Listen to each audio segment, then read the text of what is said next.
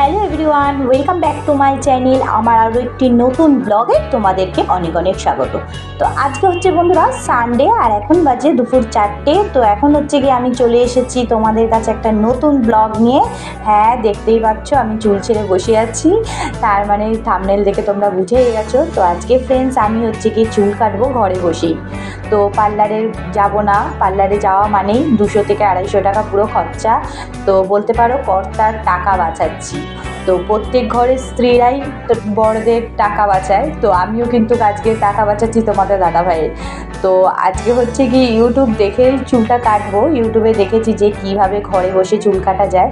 তো আমাদের ইউটিউবটা হয়ে কিন্তু ফ্রেন্ডস আমাদের সবারই কিন্তু কারোর না কারোর কোনো কিছু কাজে লাগে।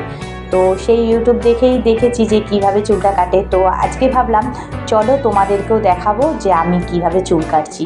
আর এটা তোমরাও ঘরে বসে তোমরাও কিন্তু কেটে চাইলে ঘরে নিজেরটা নিজেই কেটে নিতে পারবে চুল এরকম। তো ভাবছি কোথা থেকে চুলটা কাটা শুরু করব। প্রথমে তো ভেবেছিলাম পুরো একদম ওপর থেকে উড়িয়ে দেবো, তারপরে আবার ভাবলাম কি বলো তো ফ্রেন্ডস, আমার মা ভীষণ চুল পছন্দ করে। এরকম যদি এত ছোট যদি চুল কেটে দিই তাহলে আর বাপের বাড়ি আর ঢুকতে পারবো না। মা প্রথমেই বলে দেবে যে আমার ঘর দিয়ে তুই এইমাত্র বেরা। তো মা কিন্তু ভীষণ অপছন্দ করে চুল কাটা। আর মা জানো তো যদি চুল নাও কাটি তাও মা বলে কি চুল কাটিস নি তো, এরকম একটা ভয় পায়। তো মা ওর জন্য চুল কাটা একদম পছন্দ করে না। কিন্তু ফ্রেন্ডস কি বলবো বলো তো, নিচের দিকটায় চুলটা দেখো পুরো নষ্ট হয়ে গেছে। তাই ভাবলাম নিচের দিকে চুলটা একটু বাদ দিয়ে নিই।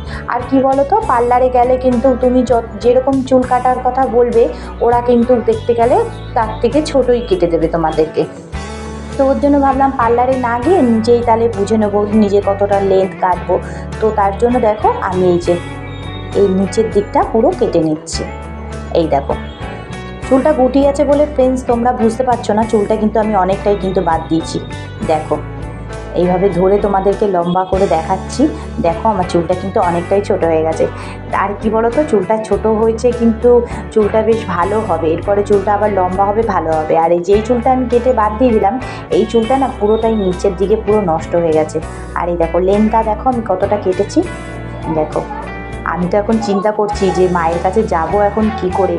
তো এখন তো এই মুহূর্তে মায়ের বাড়িতে যাচ্ছি না, সেই যাব সেই জামাই ষষ্ঠীতে।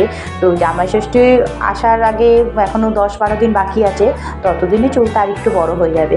তো ফ্রেন্ডস আমার চুল কাটিংটা কেমন হয়েছে তোমরা জানাও। আর দেখো পেছনটা কিন্তু পুরো সমান হয়েছে। আমি আয়না দিয়ে পুরো পেছনটা দেখে নিচ্ছি, তোমরাও দেখো যে আমার চুল কাটিংটা কেমন হয়েছে। তো আমার কিন্তু ভীষণ পছন্দ হয়েছে। আর এরকম চুল কি বলো তো, আমি সব কিছু চুল টুল বাঁধতে পারবো।